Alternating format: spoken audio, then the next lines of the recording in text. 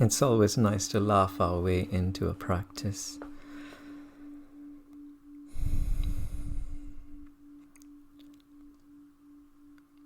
Just because this practice really doesn't need to be any different from any other part of our day. It's a very gentle transition. The same way we take baby steps into this practice. Even after this practice, we take this practice into the world around us. We want it to be practical, something that we can use in every aspect of our life. And what this practice does, I like reminding myself, is that it teaches us how to step outside of our thoughts and into this present moment where when we look at a flower, we truly see the flower from outside of our mind. Because there are two ways to look at things. You can look at the flower through the filter of your mind. And I'll explain what happens then. It's just a theory, and of course it's based on what one of my teachers called Eckhart Tolle speaks about. He says when you look at a flower through your mind,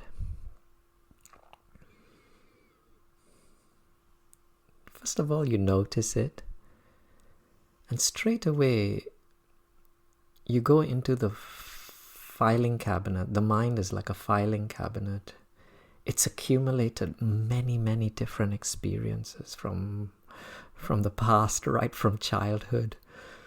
It probably started off as young children. We probably started off as young children staring at flowers in wonder and amazement, and the colors and the number of petals, and what are those funny things coming out of the center, and why does the leaf look like that? And then very gradually we began to create filing cabinets. We went to school, our parents taught us, our teachers taught us. We looked at little picture books. This is a flower, Flower. And then we began to create filing cabinets in our head. And one of these filing cabinets, it's got a label and it's specifically for flowers.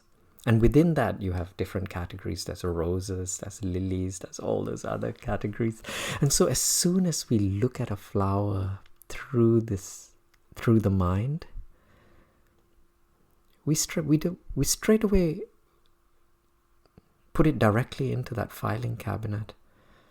And what happens, the mind, this is the way the mind works. It says, oh, that's a flower. I know what a flower is. What kind of flower is it? It's a rose. Oh, I've seen many roses before. And then it goes back into those memory banks, those files, and then it files it away. It just files it away. And you haven't actually experienced the rose because you think it's like all the other roses you've seen. It doesn't matter that it's a different, unique rose with a different scent, with a certain number of petals, with all those unique characteristics that a flower has. And this is so much more than just a flower. I mean, I'm talking about so much more than just flowers. What about our family members? When we see our family members, or friends, people we know, do we actually see them in the present moment? Or do we straight away extract what we see and directly put it into that filing cabinet? I know all about you. I know everything you did in the past that's wrong and right, hopefully. And then you treat that person, you react in a certain way, you talk in a certain way, you behave in a certain way.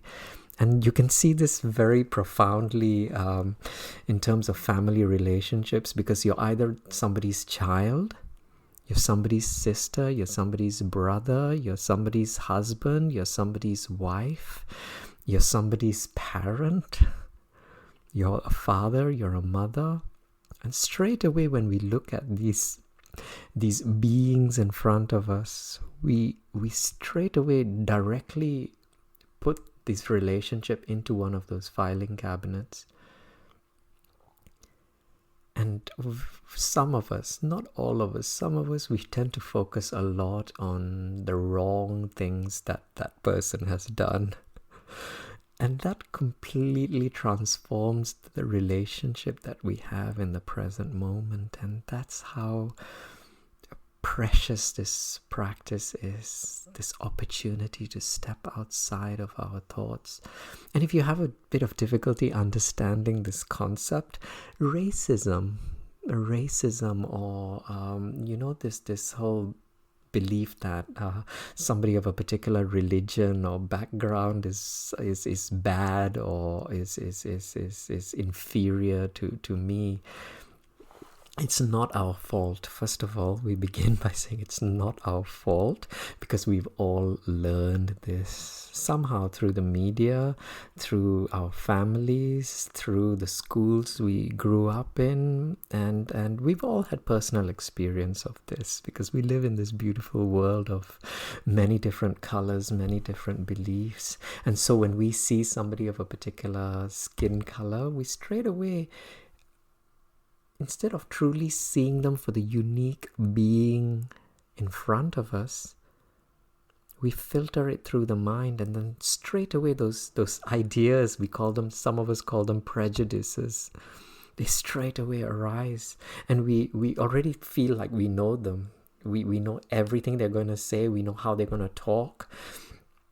We feel we know everything about them, and they have to prove otherwise to us. And that's how these things are born. And so first of all, whatever you feel about particular religions, particular people of whatever skin color, just make peace with it, because it's not it. These beliefs were picked up. We're like little sponges. And we've seen it with our children, with us. We see people who are bigger than us, adults, teachers, politicians. They seem to know. We straight away label them, just like these labels. We think they're superior to us. They know more than us. And so when they tell us things that this is bad, this person is bad, this is what the characteristics are like, we believe, we absorb from a very young age. And so this is the process where we don't judge ourselves as bad, but we begin stepping outside of all of these beliefs. Because what are beliefs? They're just individual thoughts, a single thought that you think it again, and then you think it for the third time, and the fourth time it becomes more solid, more solid. It's like threads. It's like a thread and a needle. You're sewing, initially it's a single thread, and then a second thread, and a third thread, each thread representing a thought directed in the same direction. So a teacher told you something, the parent reinforced it, the media reinforced it, and soon it becomes a big piece of cloth, and the cloth gets thicker and thicker and thicker, and that's what our beliefs are. And we have beliefs about pretty much everything. Flowers, people, our family members, why don't we step outside of this for this hour that we have together and see what it feels like to be free. I'm going to ring the bell again. And this time we're going to use the bell to anchor ourselves into some of the tools that will help us to step outside of our thoughts, our mind. And these tools, very simple, they're our senses. And so we're going to bring ourselves to our bodies.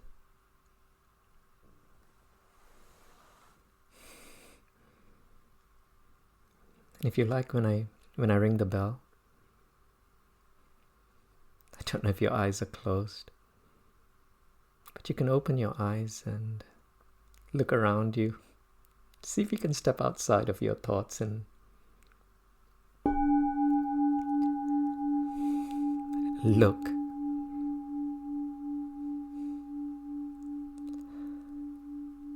And you might notice this process where you look at something and you get bored because you say, the mind says, I've seen that. It's familiar. But then you see if you can step outside of your mind when you hear the bell and notice the color of the paint or what the texture on the furniture, something you may not have noticed before. Is it possible? A little splinter sticking out, or the shade or a shadow, or now you see what we did a moment ago is we used our eyes as a doorway into the present moment. Now you can close your eyes and we'll move to a different sense, the sense of hearing. Now this can be particularly relevant now, just because there's the sound of the bell, my voice, and each and every one of us, we are in a different part of the world. There are sounds around us.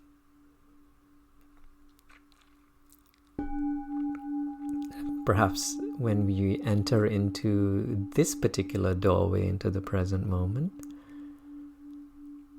first you want to identify that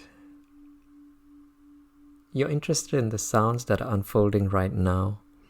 So if there was a dog barking 5 minutes ago or a car alarm 5 minutes ago, you want to let go of that. You want to notice the sounds. Right now, there's the bell. There's my voice. For me, there's the sound of the hissing of my computer. For you, there might be, depending on where you are, footsteps, voices, loud music. And then you begin to notice which sounds are disturbing you, which sounds are distracting you from this practice. Because obviously we've come here to meditate, and we all know that in meditation we sometimes believe that there should be absolute silence. But this is not that kind of meditation. No, we relax that rule, because that rule, it exists in our mind. This is a practice of allowing, making peace with the present moment. And so, if there are any sounds around you that are disturbing you or distracting you, and of course this is a practice you can use at any time when you do find something distracting or disturbing you, a particular sound, if it distracts you, it becomes your most precious tool in this practice, because it simply means that you are pushing against that particular sound. Are you pushing against any particular sounds right now? You can tell if you feel that you're struggling, if you're thinking of standing up and walking up to that neighbor and telling them to keep quiet, or you'd like to reach for the window and pull the curtains more tightly shut. Okay, so we've identified if there is something that's disturbing us. Now, see if you can embrace that sound. Instead of creating a solid wall that is telling, like a shield, that's telling these sounds to go away, see if you can welcome that sound, embrace it, allow it.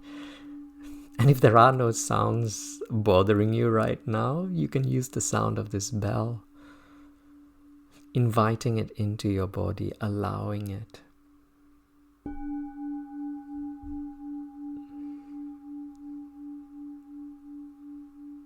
And allowing it, it's not very difficult.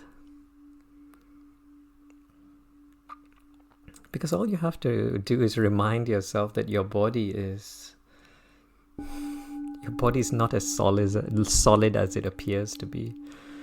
Just made up of atoms and molecules. And if it's made up of atoms and molecules, it means there's a lot of space in between every atom and molecule. And if you look it up in science, the scientists will tell us that 99.9% of our bodies is pure space. Pure space. And once you know this, it makes it easier to allow these sound vibrations to mingle with your atoms, to become transparent to these sound waves. In fact, you can even use these irritating sounds to loosen up these little knots within your body. You can notice which parts of the body are resisting this sound, and then you can visualize knots being undone, loosening themselves. And then the sound waves simply traveling through you. Each bell, each resonating sound of the bell, allowing your form to dissolve a little bit more and a little bit more.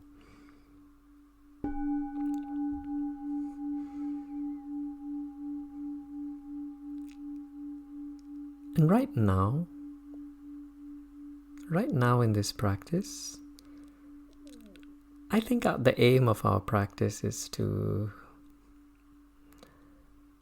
perhaps slow down our thought process, to experience stillness.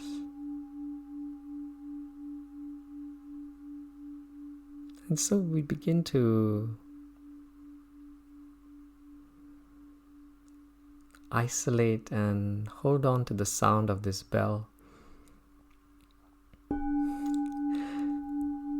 Because hopefully the sound of this bell, it's quite neutral. I mean, hopefully it doesn't bring up strong emotions. Hopefully you don't hate it enough like that. Like perhaps some loud music playing outside that you don't like. It's just neutral. And you notice the way in which it echoes.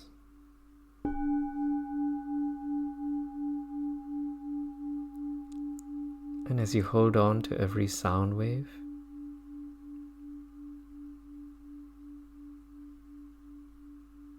which is neither too interesting nor too nor something you would detest. You'll begin to notice the mind beginning to slow down.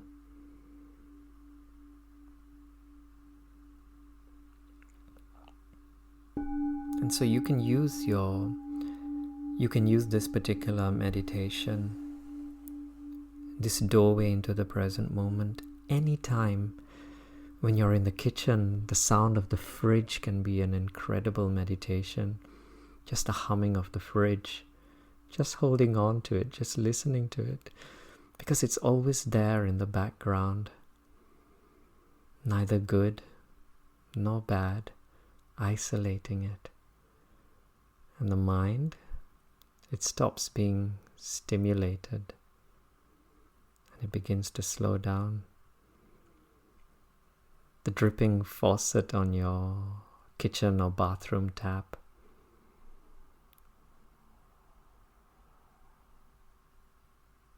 Sounds, neutral sounds. Precious tools in practices such as this.